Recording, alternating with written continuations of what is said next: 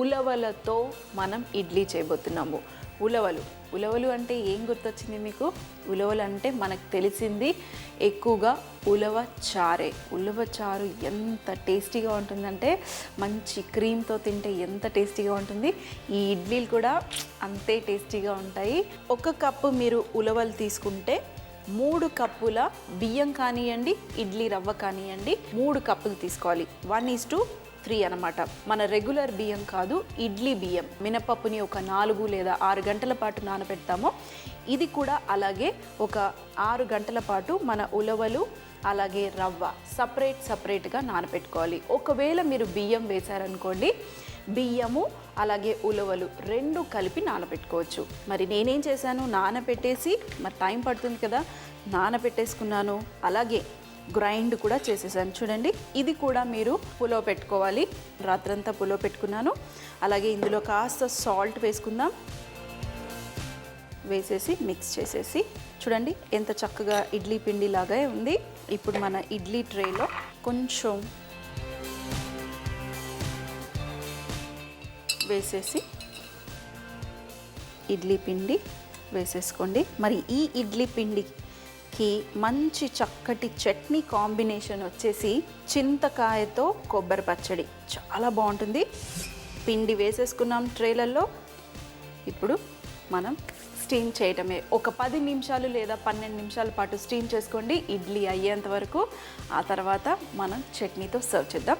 మరి చట్నీ కూడా చెప్పాను కదా, చక్కటి సింపుల్ అయిన కొబ్బరి మరియు చింతకాయతో. ఇప్పుడు మనకు చింతకాయ కూడా దొరుకుతూ ఉంది. మనం ఏమి వేయించుకోవాల్సిన అవసరం లేదు, అన్నీ డైరెక్ట్గా.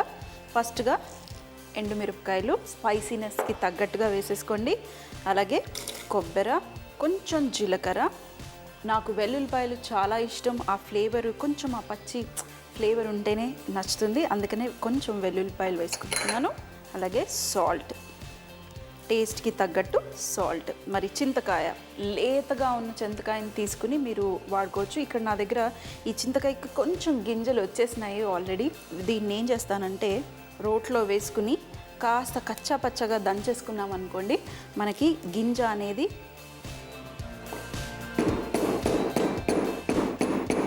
కొంచెమే దంచండి, ఎక్కువగా దంచాల్సిన అవసరం లేదు.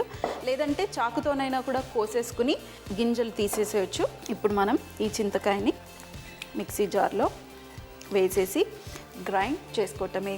మీకు కొంచెం పల్చగా కావాలంటే వాటర్ వేసుకుని గ్రైండ్ చేయండి.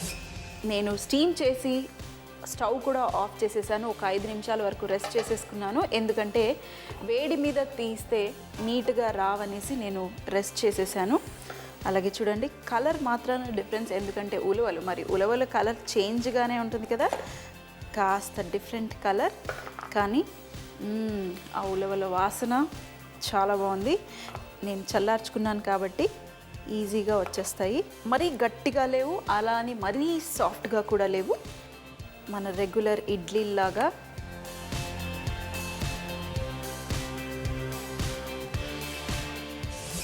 ఇక్కడ మన చింతకాయ మరియు ఎండుమిరపకాయ అలాగే కొబ్బరి చట్నీ రెడీ.